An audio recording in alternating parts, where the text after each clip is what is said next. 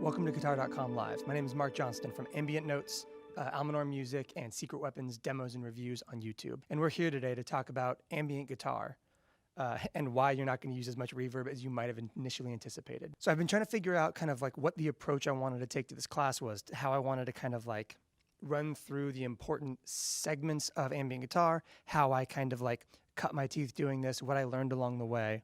But I think what I want to do is to kind of do a ground up kind of strategy.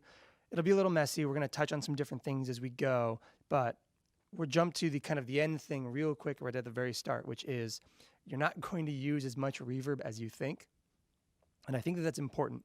And it kind of depends on who you are. A lot of ambient players tend to like more of that droning kind of thing, which is really amazing. It's just not something that I really kind of dig into very heavily. I like a lot of my kind of ambient guitar compositions to still feel like something resembling guitar or synths or keys or kind of dry textures that are accentuated by wet effects and not just wet effects for wet effects' sake. When I first started doing a lot of ambient guitar stuff at home a couple of years ago, I found that I was using a lot of delay and a lot of reverb on basically everything. And it was mostly to compensate. The reason my reverb mixes were so high was to compensate for not great dry guitar tone, which brings us to kind of my first real point in this lesson, which is dry guitar tone will save you a lot of headache down the road, and it will really let you get everything dialed exactly where it needs to be so that as you start stacking other things, you aren't fighting to make your delays sit well in the mix. You're not fighting to make your reverb sit well in the mix. So let's start running through everything. Let's talk through the signal chain really quick, and then we'll start diving into the things that I like, the effects that I'm currently using, and the specific application that everything here brings to the table. This is my Harmony Guitars Silhouettes with mini gold foil humbuckers. This is great. I love this guitar. It's fantastic. It's bright and it's chimey and it's got good attack, and then we are going to then take all that attack away at various stages throughout this, but it's a great guitar. And then we're going to go to a camera B with the top down for the pedal board. So first off, we have the 29 pedals Una, which is a buffer effects loop kind of thing with 3 switches. I call this the instant tone fixer. This is an amazing little device that has 3 EQ switches and the most amazing high headroom buffer I've ever heard. It sounds incredible. Next up, we have the Meris Enzo, which is a synth pedal and dry effect modulator. Once again, we'll dive into that as we get through this. Next up is the Benson and Chase Bliss Audio collaboration, the Preamp Mark II Automaton. This is essentially a Chase Bliss Audio Condor and a Benson preamp mixed together in such a way that it is actually greater than the sum of its parts, which is very exciting. It sounds incredible. It's kind of the backbone dry tone shaper. Next up, we have the Chase Bliss Audio Therme, the Chase Bliss Audio and Cooper Effects Generation Loss chorus and lo-fi kind of VHS modulator into the Hologram Electronics Microcosm, which is going to do a lot of heavy lifting today. After that, we go into the Polymoon and the Mercury 7 by Meris, the first being a really gorgeous rack-style delay unit, and the second being one of my favorite reverbs of all time.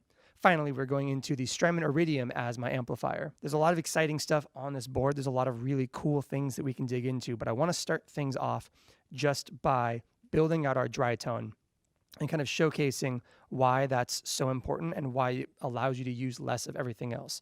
So let's do some dry tone building right now. First things first, all pedals bypassed, just guitar through the chain into my system, and this is what it sounds like.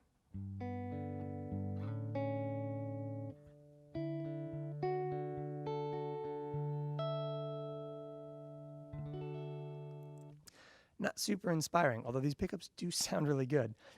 So first things first, you need an amp. So let's turn on the Strymon Iridium. And let's turn this room control down. I consider that room control to be kind of like the secret sauce of that pedal, and it's why it's my favorite amp in a box that I use. So still no reverbs, no nothing, but now we have the Strymon Iridium set as a Fender amp. Pretty clean and pretty flat. And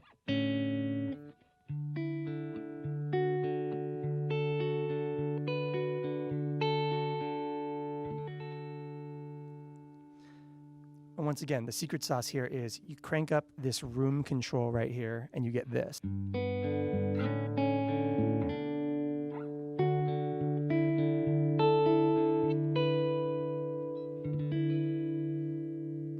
mean, you can really dial it and get kind of like fuzzy, ill-defined.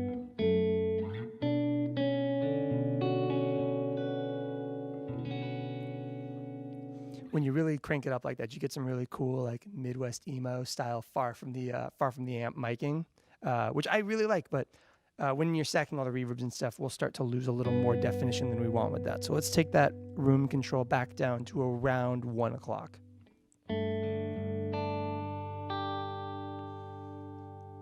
Next up is the 29 pedals Una, which once again, like I said, is a big deal for subtle tone fixing. So let's listen to that on and off. So this is without the Una.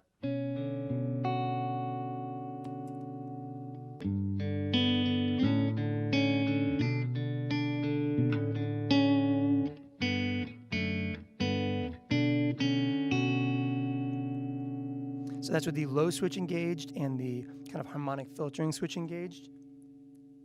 Totally flat. That low boost that I really like. And that harmonic switch. It's real nice. And finally, let's bring in the Chase Plus Audio Preamp Mark II.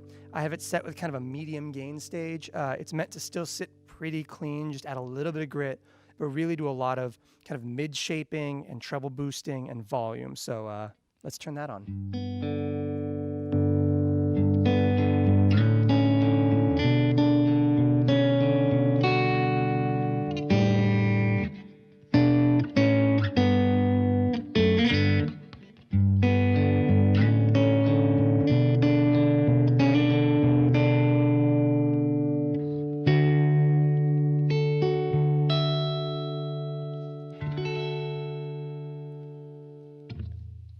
So those are kind of the three big building blocks on the pedal board right now. You can tell that I'm not using a compressor right now. I will often run a diamond compressor on here, but I'm not today.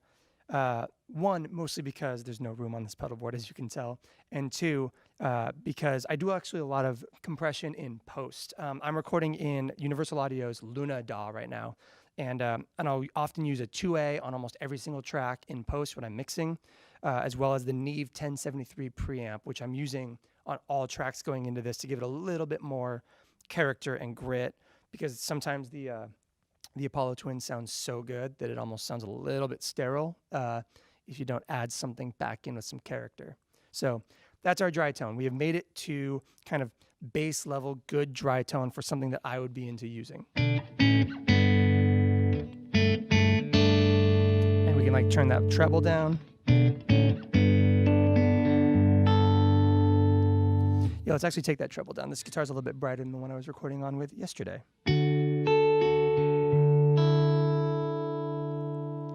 So, in talking about dry tone, one of the biggest things that I find important when doing kind of the ambient guitar building game is it's not reverb, it's not delay, it is modulating your input signal. It is modulating the and modifying the attack on your guitar and the sustain on your guitar and that kind of thing. So let's really quick look at some interesting ways we can do that, starting with what I think is my favorite dry tone modulator, which is the Meris Enzo, a synth pedal that has a dry mode where it takes all of kind of the ADSR stuff that the Meris Enzo brings to the table, but allows you to apply it to your dry tone, which is really cool. So let's set that up with pitch at noon. We'll take that sustain around very low, right around 9 o'clock, which basically acts as a little bit of a compressor right now. Let's take that filter envelope and set it nice and slow. We'll keep the modulation all the way down, and we'll have this filter set so that low pass opens almost all the way, mix at full. And so here's where things start to get really interesting in terms of just building a smooth attack for your guitar so that you don't have to crank all your reverb all the way up so that you get that kind of smooth attack. So dry, Maris Enzo.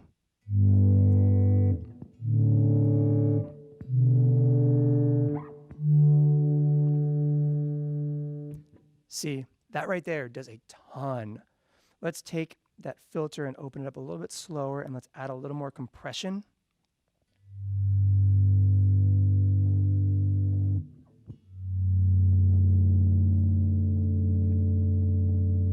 So even right there, let's take a quick detour. Let's turn on just the looper on our, just the looper, no reverb, no nothing else on the Microcosm. Really quick, let's just record in some dead space right now. There we go. We have a little bit of a sound on sound tie-up loop right now. And with nothing else in our chain turned on except for a loop that is recording itself and the Maris Enzo, let's kind of see how much ambient you can actually coax out of this right now.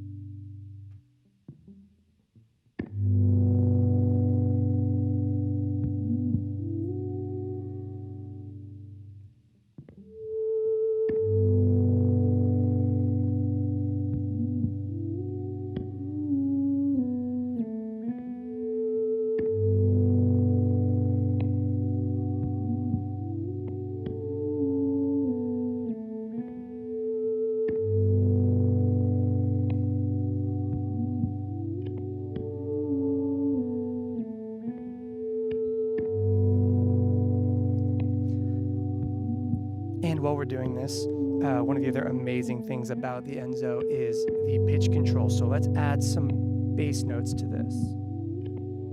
Go down to an octave down.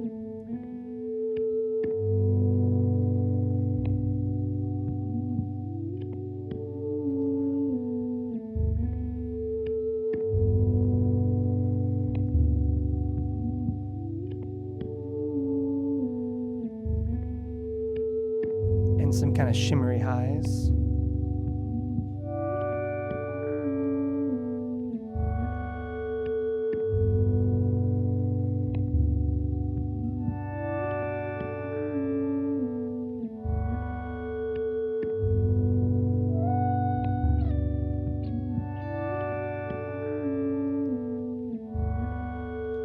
So listen to where we've gotten so far. Doing nothing with reverb, nothing with delay. This is just a simple loop, sound on sound style with nothing but dry modulation. Now, if we add in a reverb after that, you're basically all the way there. So let's just kick on.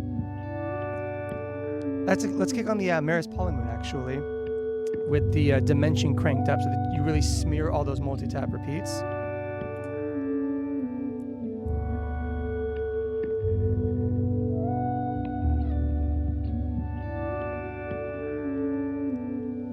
And we're keeping the mix right at noon, which is not very high.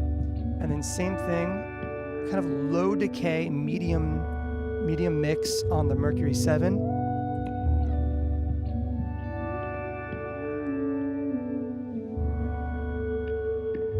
I mean, that's kind of really significant. That's a lot just with a couple of simple things. And once again, you can take those wet tones back out, and you still have like a really cool sounding, pretty reasonably ambient loop, with the ability to do things like reverse it back, turn that reverb back on, and once again, you're done. Congratulations, you are now as good at this as I have ever been.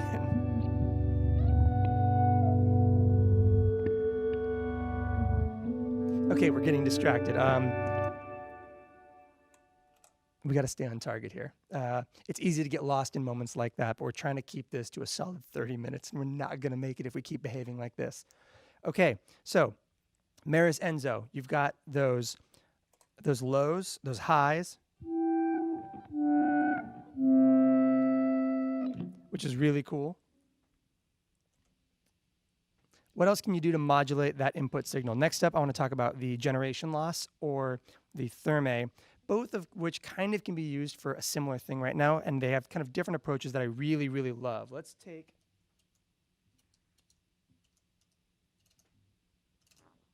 There we go. We're tapping in the fastest possible speed on my therme right now, because if you take that and you crank the mix all the way up, you actually can get a really cool low-pass modulator. Oh. Let's turn the intervals off, though. That'll help.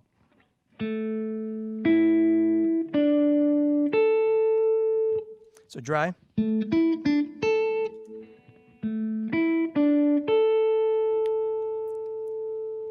The reason I love this trick is because I'm of the opinion that Chase Bliss made a better low-pass filter on the therme than anyone has ever made on any device ever. And it's amazing on the repeats, and we'll get into using therme as a really killer delay later on. But right now, I want to talk about the low-pass filter on on fake dry guitar tone. So let's dial that back to like noon.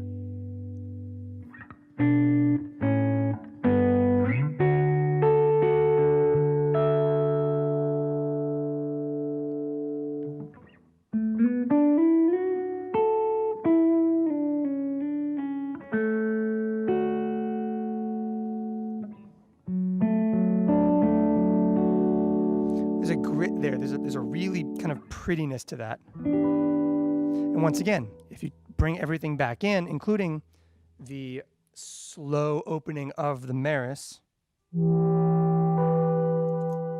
Let's turn the wets off again.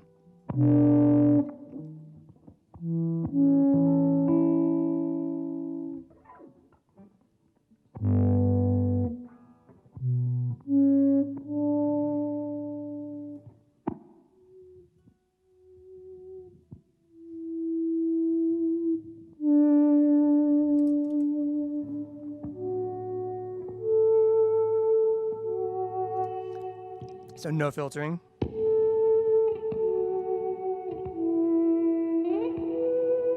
Filtering.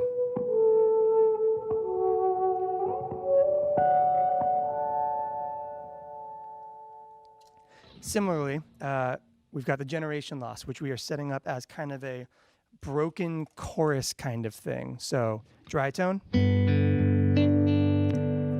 generation loss.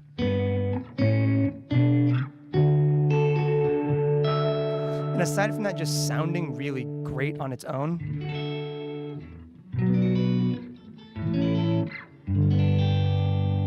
when you start stacking it into things, especially like the microcosm, which is only okay at catching input signal if you stack anything before it other than like standard dry tone stuff, the way the generation loss messes with the microcosm actually can create some really beautiful stuff, which let's get into the microcosm, which I think would kind of be considered the command center of this board a little bit.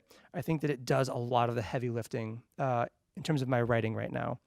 There's a million amazing settings on here that we don't have time to get into. So what we're going to do is mostly just talk about it from the perspective of how you can use it as a dry tone modulator outside of its reverbs, and then how you can use the filtering and the reverb inside of it to smooth those things out in really beautiful ways. So let's turn this on.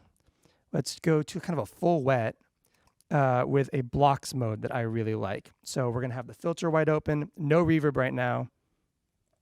And just to show you once again, like we're still in this mode of heavily staying away from the reverbs and the delays, and it's just building dry tone in interesting ways and changing the way your guitar sits and emotes and expresses itself without smearing everything with just reverb like would be the usual kind of fort. Okay, so dry tone.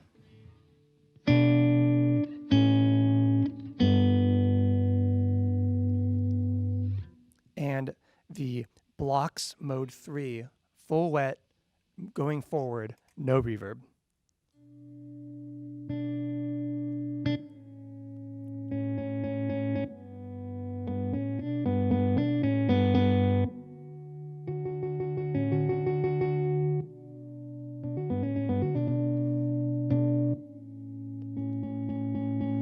once again, we're not getting into wet mode stuff yet. And spoilers,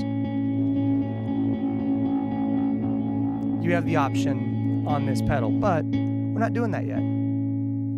We had to wake the computer back up.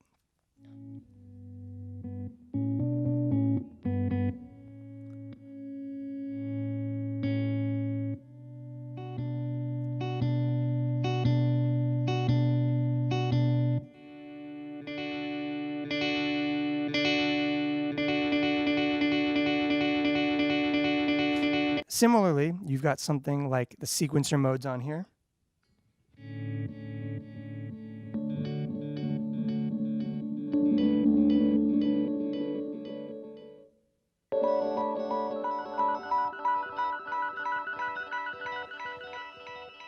And reverse it.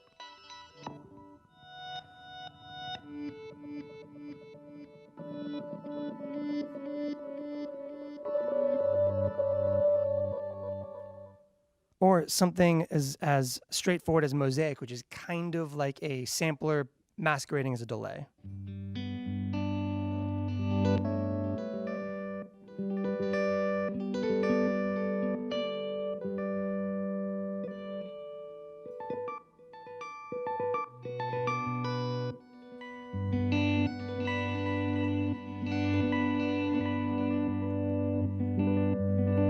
And that filter works wonders here.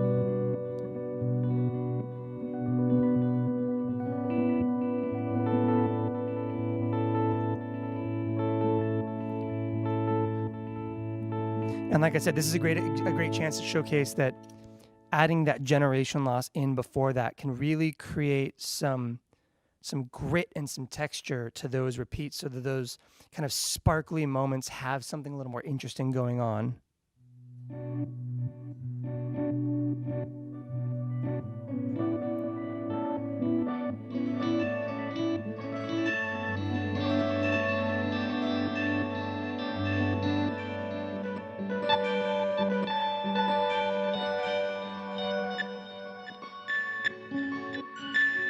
And once again, we're still not using any reverb anywhere on this board.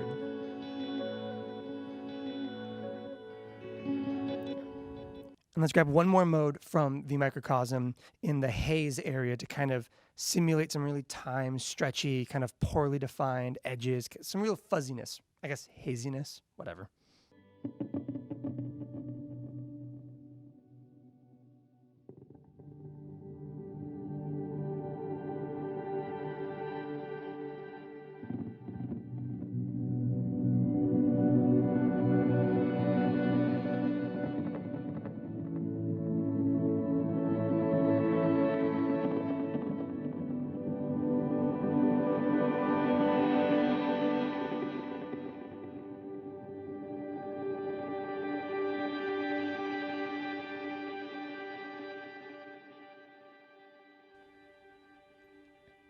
So once again, we are building blocks and aspects to our functionally our dry tone. At this point, we're getting a little bit out of the realm of being able to honestly call it dry tone. But this is not delay necessarily, and this is definitely not reverb. And we are already like so close. And this is kind of the big thing that I have found joy in when I'm writing ambient music right now, is using reverb to kind of glue the edges together, not just to kind of create the ambience, but to kind of use it as like a finishing touch, like that thin layer of frosting at the top, rather than the cake itself. Speaking of reverb, let's go back to our dry tone and start talking about delay and reverb. There is a lot of merit to mono delays stacked into stereo delays, not just because I think that there are dynamic differences that are really valuable to having that center of the mix delay versus that wide signal, but also using a really beloved mono delay and accentuating it into something wide with something else. So the example we have here is we have the Chase Bliss Audio Therme, my favorite delay ever made, and the Maris Polymoon. Let's slow down the delay time on the Chase Bliss Audio Therme, and let's give it a listen.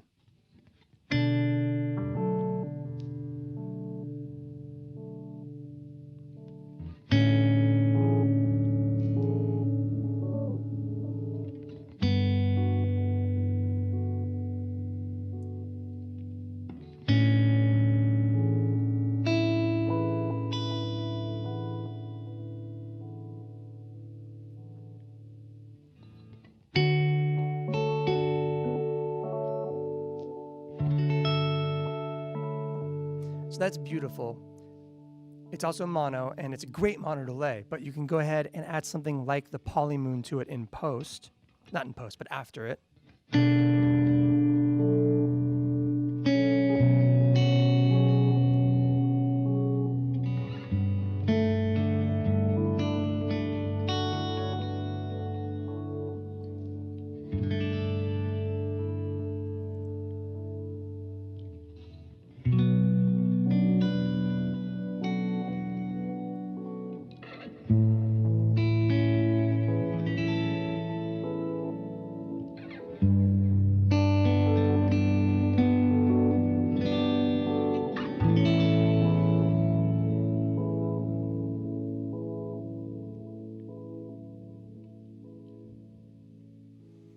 And finally, let's talk about the Meris Mercury 7. I am of a mind that Cathedra on the Mercury 7 is one of the best reverbs ever made, bar none, no question.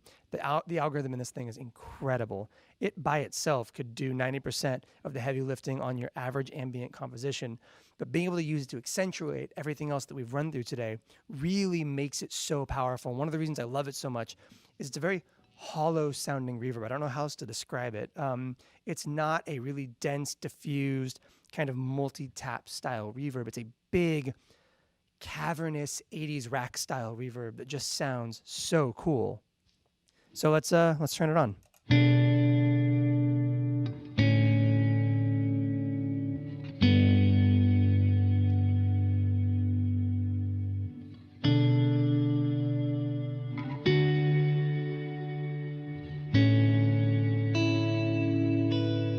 Gen loss.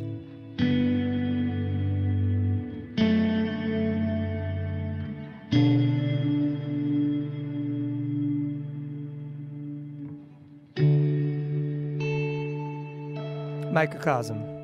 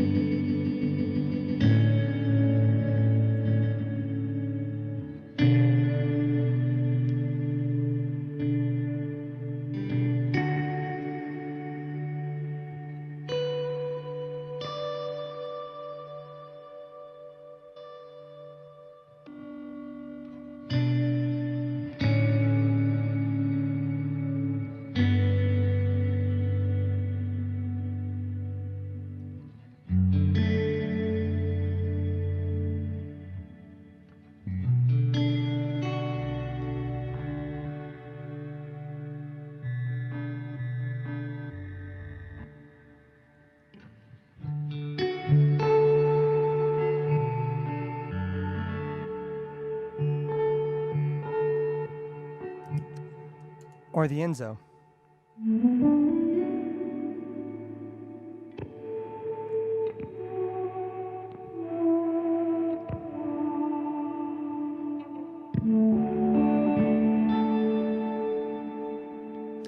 And once again, we have kept delay and reverb at or below noon for the entirety of this lesson.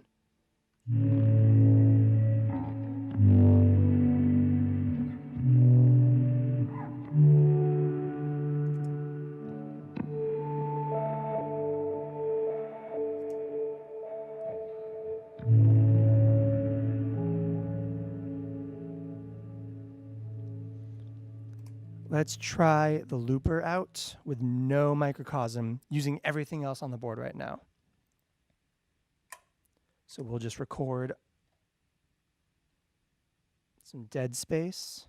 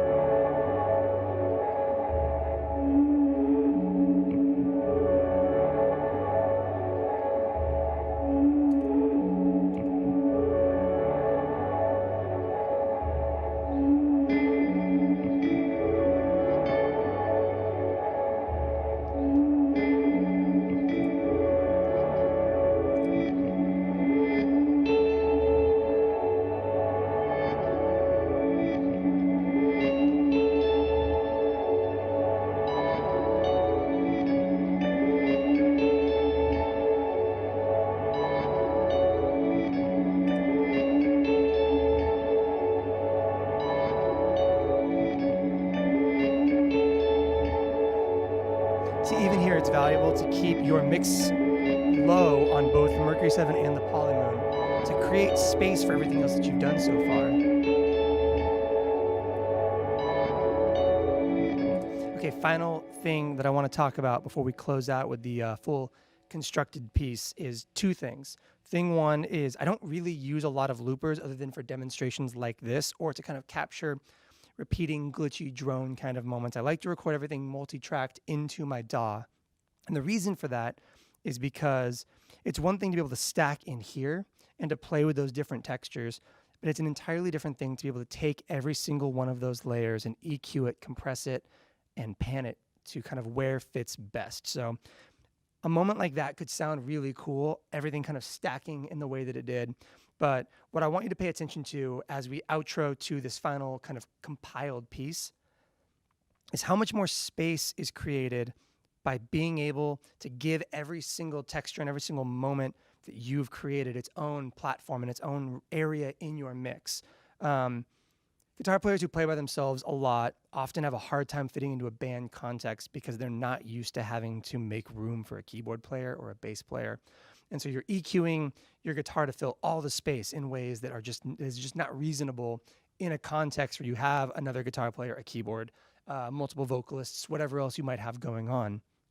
And I think that learning to kind of mix your own guitar in a multi-tracked environment like this is incredibly valuable for understanding where the flaws in your guitar tone are, where the areas that you need to reduce the amount of reverb you're using, all of those things. So as we dive into this, I want you to pay attention to the way that I use brighter textures versus darker textures, the way that I kind of increase the low end in the guitar versus kind of cut that away or scoop the mids out of something or really make good use of one of the 3 low-pass filters on this pedal board, 4 low-pass filters on this pedal board right now.